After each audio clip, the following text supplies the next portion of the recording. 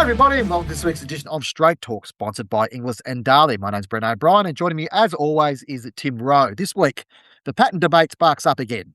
The increasing dominance of the top-end trainers, more changes in New Zealand, and a farewell to our American racing icon. In breeding and bloodstock, the Hong Kong international sale looks to rebound. Snitzel makes more history, and an interview with Glenn Hale on his gun runner strategy. While in wagering, changes at the top at Entain. Gambling reform set to go another round, and a points bet punter denied. Tim, let's kick off with a look at the Asian Patent Committee. This patent story is one we followed extensively over the last 6 months. Key meeting today, obviously across Zoom by the sound of things, with the Asian Patent Committee, which will probably set out for what this reform of the Australian patent might look like. What do we know and what don't we know, Tim?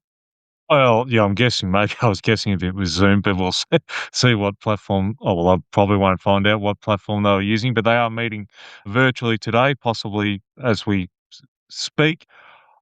Look, they've kept it very quiet. They don't comment publicly. I've tried emailing the the chair of the AP, or Asian Racing Federation, APC. I mean, they responded in May saying, they don't comment to the media, and I did follow up this week.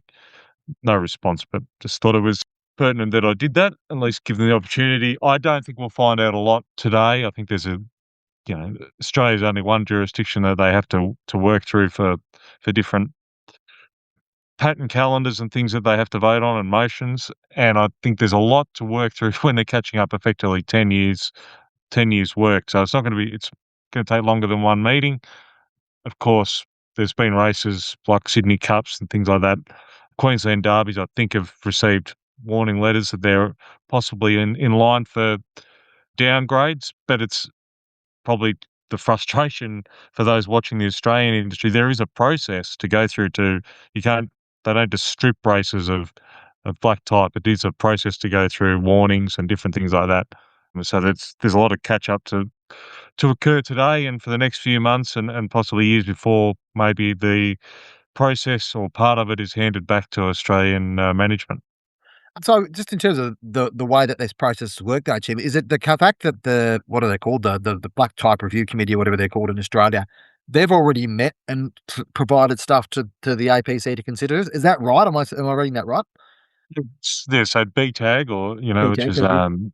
yeah, Duncan Grimley's on there, and I think he's chair of the group. Again, they were signed non-disclosure agreements, so they're unable to comment or say anything. But they believe they've put forward their recommendations and what they think should happen, and whether they've made cases that races of historical significance, such as derbies and cups, should maintain Group 1 status. I'm not sure. You can certainly make that case, I guess, and whether it's not, my understanding is the APC don't have to take that on board. It's just, but you'd think they would certainly consider it, because Australia is such a large, A, horse population, and B, just geographically, with WA and all these different states, as opposed to, say, Japan or definitely Hong Kong and even New Zealand for that matter.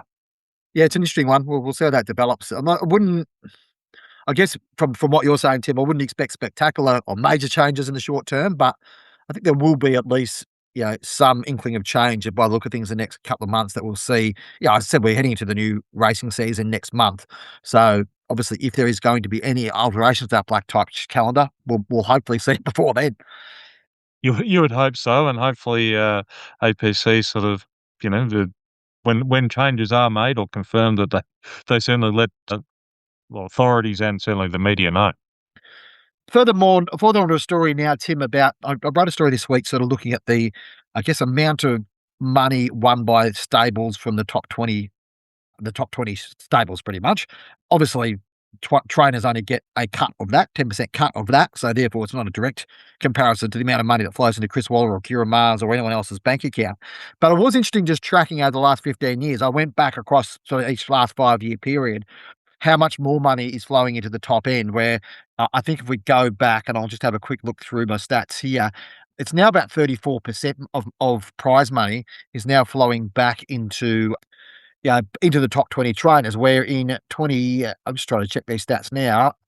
In 2021, 2010, 11, it was 24.8%. So it's gone up about 10%. We're now seeing 1 in 3 prize money dollars being won by horses among the big stables.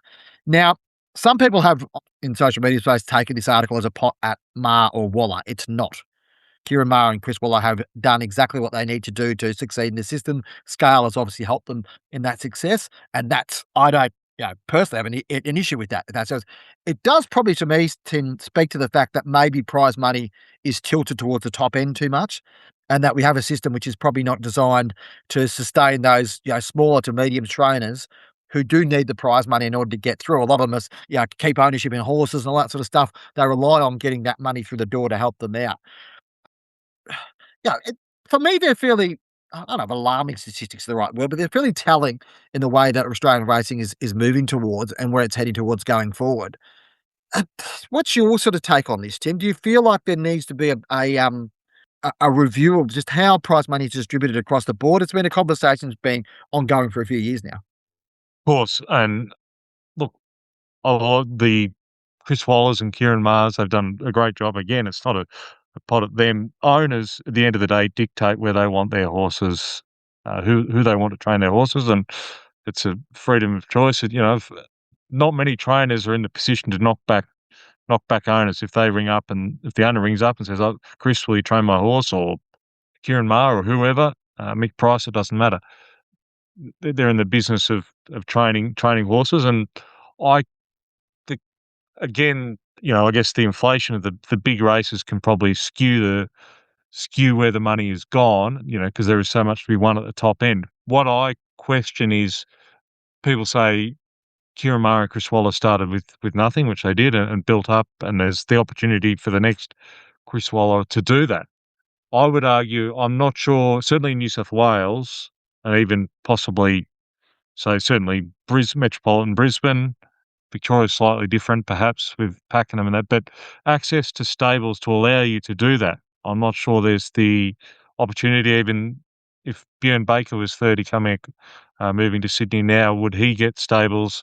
You know, Jamie Richards, apparently, he couldn't get stables in Sydney if he wanted it. James Cummings couldn't get Leilani Lodge if he wanted it, and obviously the Hong Kong offer was pretty compelling anyway. But I'm just not sure the way stables are allocated now and the scale of the bigger stables taking those up allows the next generation to come through, certainly in New South Wales. Yeah, and I think what we're seeing too, Tim, if you look through the full context of the story, what I'd sort of cover off there, some of it is about how some stables are actually, that no, Mick Price and Michael Kent Jr. actually having much fewer runners than they were 5 years ago, but earning a lot more money overall and also obviously per runner. If you look at the runner rates, like Chris Waller and Kieran Mara's winning percentage is actually lower, significantly lower than what it was 5 years ago, but they're earning significantly more per runner. So, in terms of yield, that's what they're getting out of it. Don't have a problem with that. That's fine, but it does show that I guess that mass thing actually does help them in that regard. There was a point made about Darren Weir, when he was at his absolute peak, and there was, well, I remember a horse, I can't remember the exact name, but it had 37 starts for one win and been through a handful of stables and was running at Albury, and then it bobbed up at Darren Weir's and was running at Burrenbeat on New Year's Day, something like. And I said to someone, "Why on earth would he take that horse on?" And he said, "It's not about the horse, it's taking on the owner, again, taking on the owner, because that horse mightn't be any good, but they can go, you know what, that horse, let's come into something else, or take 10% in 4 horses instead of, or 10% in 10 horses instead of paying for one slow one." Things like that, and that's part of the business now is getting owners as much as the horse of the good horses. Yeah, and I think it's the case of the small Australians compared to the gigantic traders is, one's playing chess and the rest are playing checkers. Like, they're working on many strategic levels. We've seen this. We had a story a little while back about a major stable that had managed to sort of, get access into Racing Australia's SNS system in order to develop sort of, insights and information, not suggesting it's illegal or anything like that, but we're able to develop that because they had the scale to do that. So the advantages of scale have never been as strong. I wonder if the prize money is too tipped in their favour as well, and what we do. I guess if Chris Waller wins 22 Group 1 races, he's gonna dominate in terms of the amount of money he's earned. But I mean, I think 15 years ago, the leading trainer won 3.8% of the total Australian prize money. This year, Waller's winning 8% of it.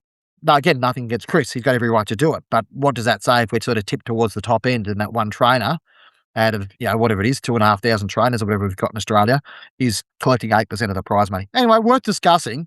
As I said, it's worth sort of talking about. It's created plenty of debate on social media. I'm not convinced that all those people on social media have actually read the story, but that's probably not unusual. Tim, a story, talking about stories, and this morning we learned that Russell Warwick, the chairman of NZTR, will step down later this year. We got this story first and we sort of covered off, and then obviously a release came out subsequent to that, sort of detailing Russell's sort of motivations around that. I think given the focus and pressure that we've sort of heard from within the New Zealand racing industry, it's probably not surprising to learn that, Russell's departing. And, again, this is not a plot at Russell. He's a fantastic bloke and, contributor to the industry, terrific knowledge, and say most people would acknowledge that. I certainly would. Just sometimes, as we've spoken about, why would you put your hand up for these positions sometimes? Just something had to give. Certainly the factions of New Zealand racing and trying to come to a common ground of where it should be heading and how it should be administered. Russell's standing down, and his chairmanship, it's sort of in August, and then he'll leave the board in November at the AGM. So, look, I think Russell's done the right thing by the industry. He's devoted, certainly 2 years of commitment as chair of NZTR. I mean, he should be commended for that. It's just a very difficult time for the industry, and again, something had to give, and I think he's made the right call to stand down. And what happens from here with whoever the new NZTR chair is, and obviously the advisory group on the other side pushing for change. Whether I'm sure. NZTR exists in a year's time Yeah, is that's probably a right. genuine question. Yeah, and Yeah. I have heard. I think there's a memorandum of understanding, an unsigned one for harness racing, perhaps to go to that joint model with a merged NZTR and harness racing under the one administration. That's arguable whether it's worked in Australia, but it might in New Zealand, given the smaller horse populations, I guess. But anyway, that's up for debate from other people. But yeah, there's still a lot to play out over winter in New Zealand for sure. You have to wonder, 16 months after he came into the job, how Matt Balesti's feeling about what he's flown into over there and making that work, because it's certainly politically dynamic and difficult. And yeah, I think we'll see significant change in that space. Speaking of significant change, just a little story. Warwick Bar covered up earlier this week. Aqueduct, which is a racetrack in New York, closed after 132 years last weekend, centered around the fact that I guess there was significant development put into Belmont Park. Belmont will reopen in, I think, September. I think the training track or whatever has opened this week. Yeah, it is a sense of a new generation of New York racing. But I guess the days where like Aqueduct in the 50s and 60s was the most well-appointed racetrack in the world, the development, all that type of stuff. And I think that we're moving to a model now where, racing needs to centralise in every aspect around the world.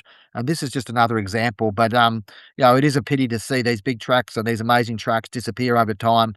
They get tired. We've seen it, like, we're talking about. I was up in the John Power stand the other day, which is now set to be demolished in Eagle Farm.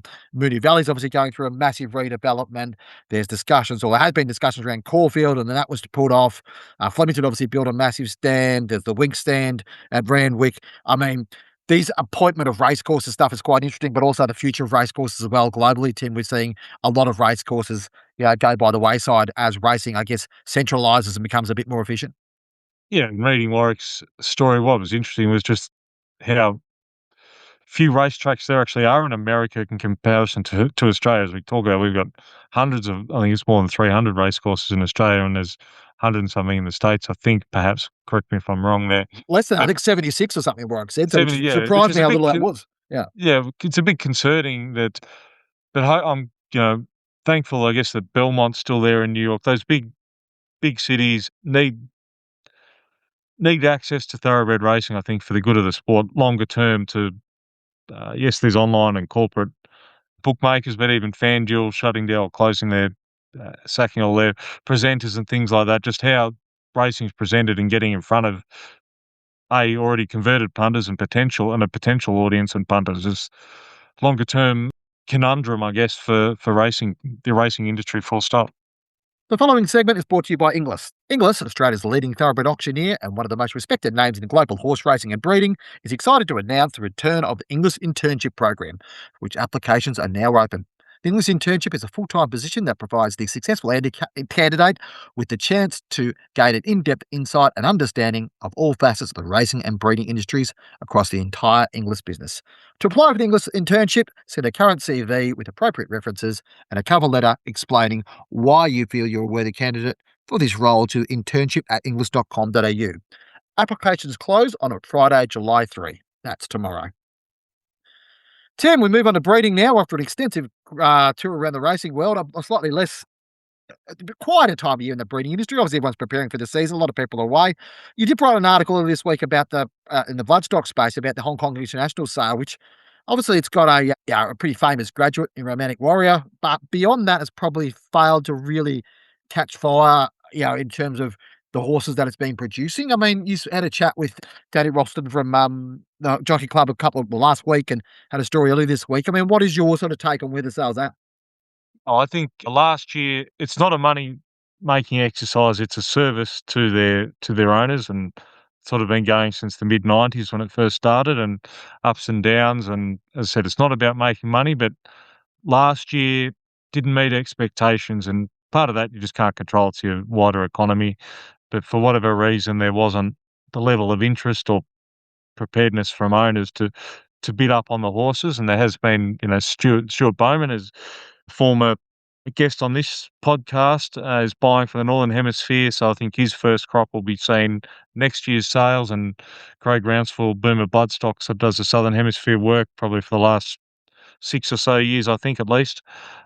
So they're quite happy with the quality of horses this year, and what's interesting, it's again, not through choice, it was through necessity. It's been pushed back till July instead of normally it's in March, but just there's a quarantine issue. I'm not quite sure exactly why, but they had to push it back till now, and some of the horses have benefited from that. And just the economy's improved, registrations were way up. They're expecting up to 800 people, permit holders and owners and their guests to show up, which is up probably could be up 300 on last year, which says something just about the quality of horses and the willingness for people wanting to buy and perhaps get their next romantic warriors. The statistics will be interesting following the sale on Friday night. Clint Donovan doing the auctioneering there, and I think, yeah, they're expecting certainly an uptick on last year, that's for sure. Yeah, it'll be interesting to see how that one pans out. Obviously, plenty of interest in Hong Kong as well too, Tim, with James Cummings coming into the new season and how many horses he's got and all that sort of stuff, because, the horses you can get for start with are a big part of that, isn't it? You've got to make a good start and a positive start in order to get the best horses for the next season. The next season, we've seen that, with Mark Newnham and David Eustace in recent time. James Cummings' progress will be very closely monitored up there, especially by those in the breeding industry who are looking to sell horses up to him. Yeah, Brett Craw from South Africa as well has done a good job in his first season.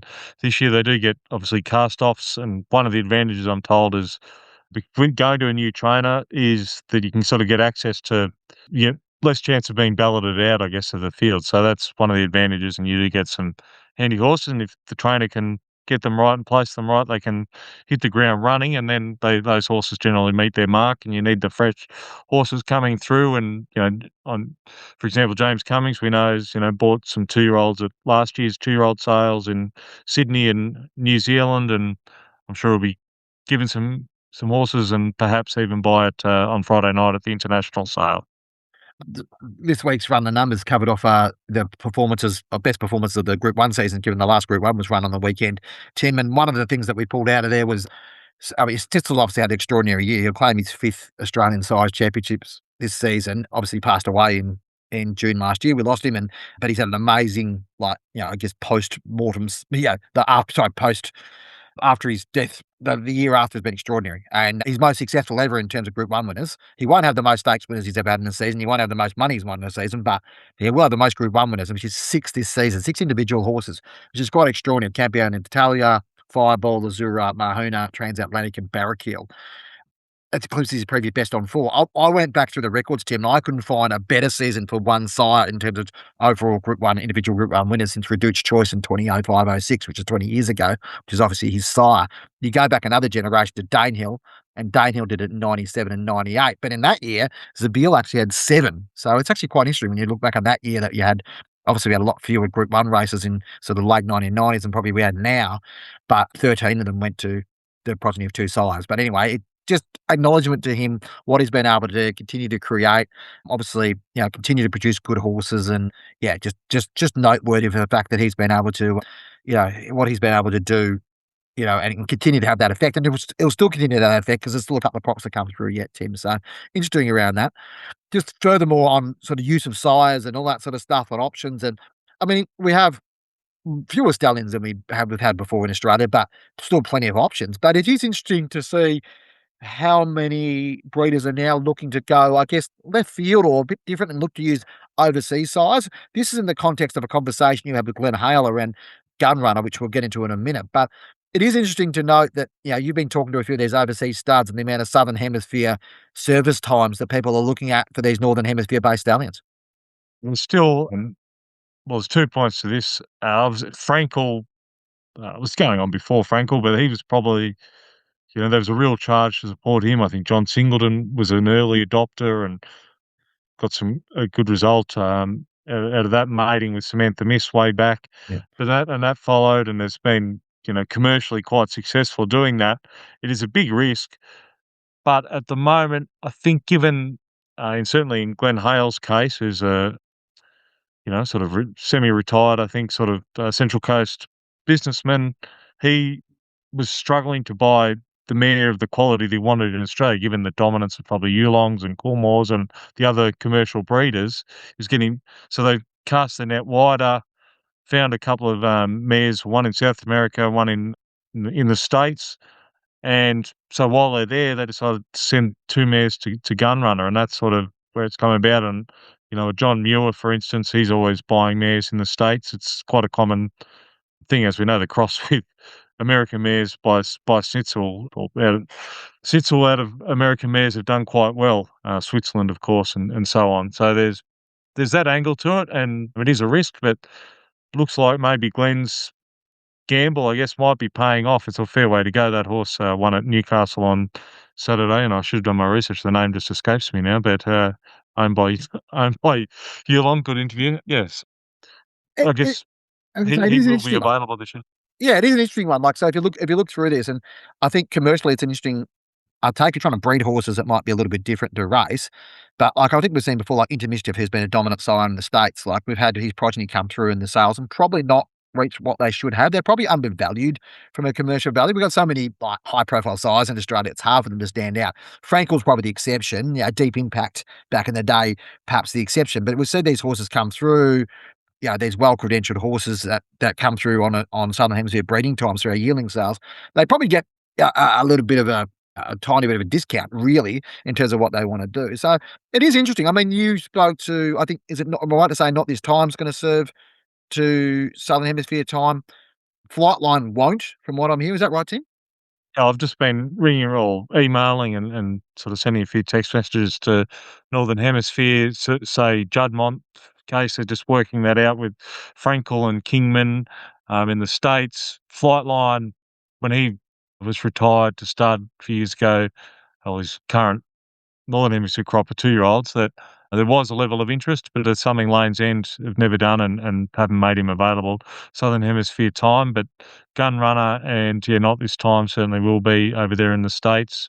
And whether, I haven't checked this out with Coolmore, but whether I'm sure you could access Justify if you wanted to. Certainly Coolmore have done that. I think he covered a few mares last season to Southern Hemisphere time looking at the stud book.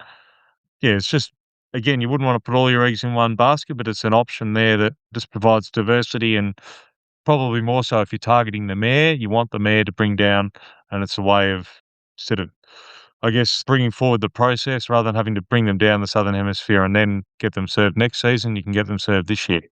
Yeah, and like we'll see horses like Debarwi, Knight of Thunder in the UK and Ireland as well. Those types of horses, have been made available and made an impact down here. So it's your conversation with Glenn Hale and Genesis Runners, the name of that horse, by the way, Tim. Talking about it was only a win at Newcastle, but it was interesting to see first ever winner for Gunrunner in Australia. And you caught up with him earlier in the week to talk through that strategy and how it was executed. Can you take me back? What was the thinking behind, it's a tough game anyway, breeding horses, but to sort of go outside the norm, I guess, and get a couple of mares for Gunrunner?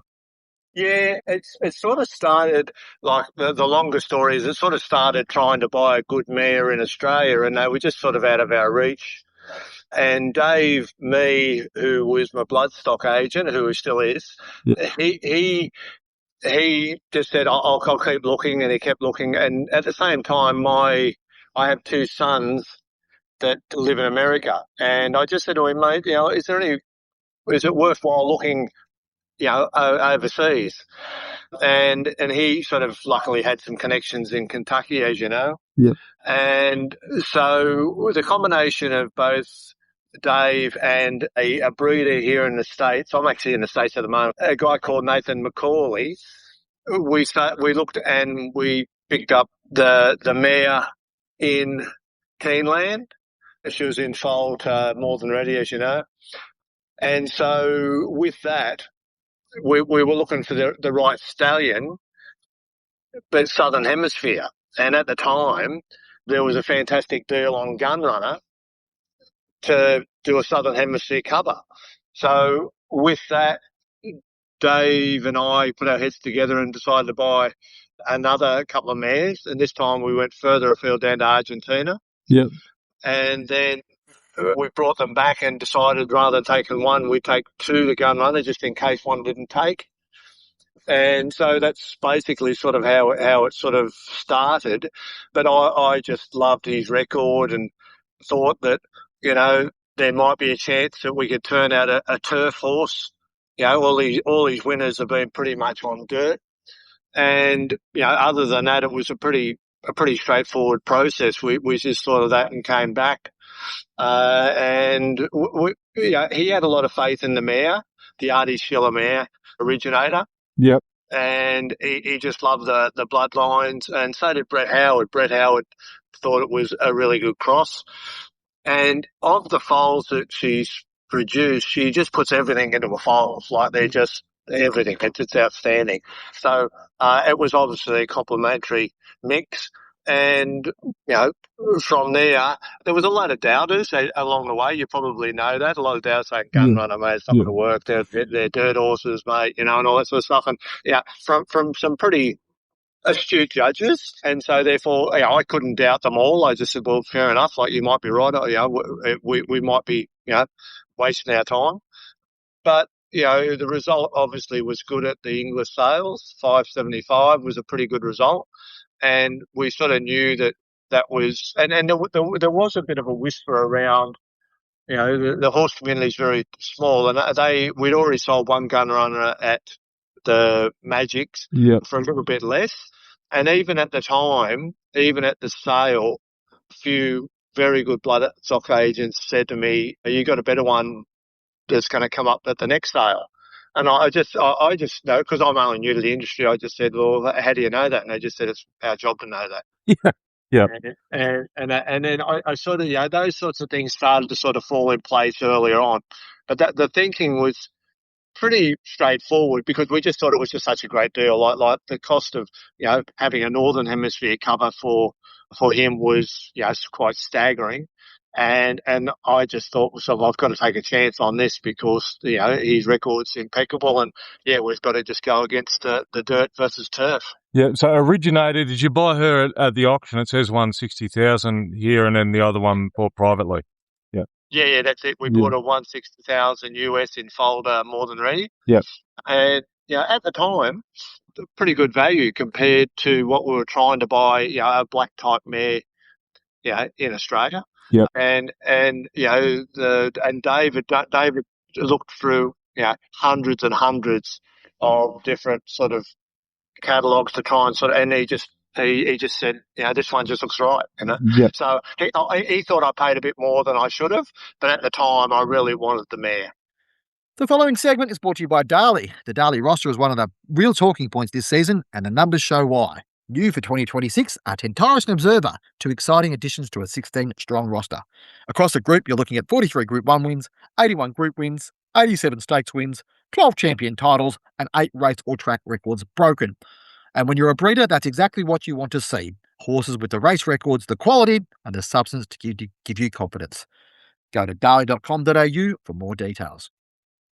Tim, a quick trip around the wagering world now, as we often do at the end of our podcast. And interesting times in federal parliament at the moment. Today, as we speak, the Federal Communications Minister, Annika Wells, is introducing the long-awaited amendments or changes to gambling advertising legislation. That's expected to have its first reading today. However, it's been sort of become clear in the next sort of past 24 hours that this won't get done in a hurry. The Coalition and the Greens are both keen to push this into what's called a Senate inquiry. That'll probably take 4 to 6 weeks, and then I think August 17th, they're due to come back on that Senate inquiry with further amendments to that. We've sort of spoken a bit previously about, and if you want more details about exactly what those changes are going to be, you can have a look at the Straight article, a couple of articles we've got up there. But I think what's significant is it's political. It's always going to be political, this discussion. Gambling advertising is a very hot political issue. The federal government has probably not handled it in a forthright way over the last 3 years, but they've sort of finally got it up on the legislative agenda. It'll be interesting to see how it plays out from here. But there's a bit to work through, Tim, from what I'm looking at. And absolutely. And the interest, the government's been under a bit of pressure lately with their tax concessions and whether they concede a bit more ground on gambling advertising to further their other interests or political interests will be not necessarily good for the wagering industry, but perhaps for Labor's re-election chances, they might push in that direction. Unfortunately. Yeah, that'll be interesting to see what happens. There's a few things to play out here, and there's a few places that it sort of impacts, including media and social media as well too, Tim, which is like pretty much the rules are pretty strict that no person on social media will be able to promote a gambling company, which is very interesting. And now whether that applies to racing or not, we've yet to see. But direct promotion of a gambling company through our social media, which we by what anyone determined as an influencer, which doesn't have a follower count. So Tim, you and I, with our minimal amount of followers, would still be counted as influencers. I don't know if we can't even influence our own children, let alone the punting habits of other people. But it is an interesting one, how far-reaching and I guess unintended this may be. So we'll keep an eye on that. A couple other stories to look at in the wagering space. There's a story actually going quite strong in traffic at the moment around a PointsBet punter who attempted to get a refund on a $450,000 deposit, or $450,000 worth of deposits he made, because he made it with a third-party card, which was access to a sporting club, which he was the signatory to actually allow that. Now, obviously, there's a bit going on in that story. Have a read through it, but what it does point to is the regulator in the Northern Territory basically threw it out and said, this is an attempt to get your money back. This is not an attempt to say there was a compliance breach here. So I know punters get frustrated, especially the way that some of these people are treated. In this instance, I guess the bookmaker's perspective is that people try to get, effectively what's called a free roll. Like they will lose their money and then say, oh no, you didn't do A, B, and C, so I want my money back.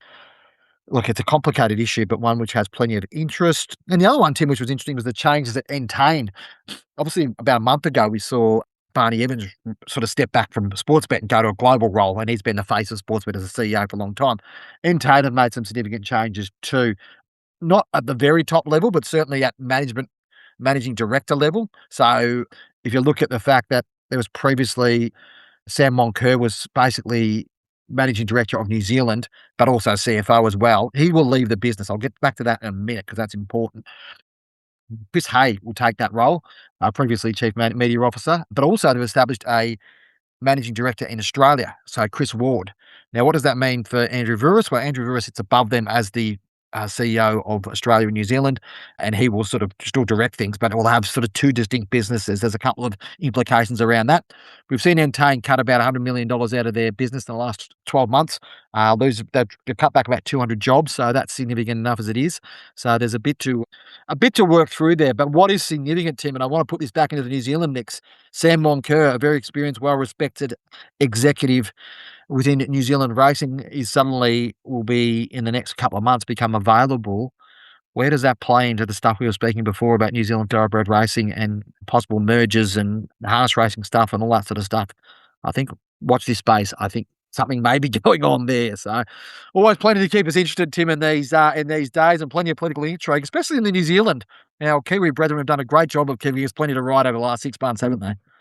We love the Kiwis, and looking forward to getting back NZB 2-year-old sale later in the year. That's always good good fun. And Karaka, of course, will be there before we know it, or here before we know it. Bren, the Karaka Millions night's always a beauty. So I always recommend getting there and sort of racing front. Obviously, it's pretty bit quiet now here, but Durban July is on this weekend with 3 Zach Lloyd and Chad Schofield and Mark Duplessis riding in that race. I went there a couple of years ago. I'll put that on your bucket list. That was quite extraordinary, that race day. It is a long, I think it was 12 races and went for like 7 hours. It's a long day, but it's well worth the effort heading along there. I think just for those that are racing purists and like to see great races around the world, that's certainly one of them.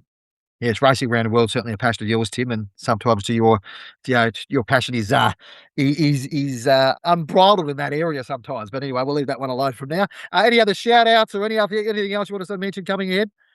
No, nothing that comes to mind this week. Bren, maybe hopefully something next week. Yeah, terrific. Thanks for your time. Thanks for joining us on Straight Talk, brought to you by Darley and Inglis. Don't forget to give us a rating when you're listening to us. Don't forget to sign up to our newsletters, obviously free and available daily and also 3 times a week through the 7 days newsletters. Go to the site to do that. And if you wish to become a member, get access to everything we have on the Straight available there. There's a little, I think the EOFY 26 discount still applies, despite the fact the EOFY is finished. It's still going for a little while yet, so make sure you make use of that. Send us an email if you want to talk to us about, you want us to talk about any issues or whatever else, editor@thestraight.com.au. Thanks for your time, and we'll talk to you again next week.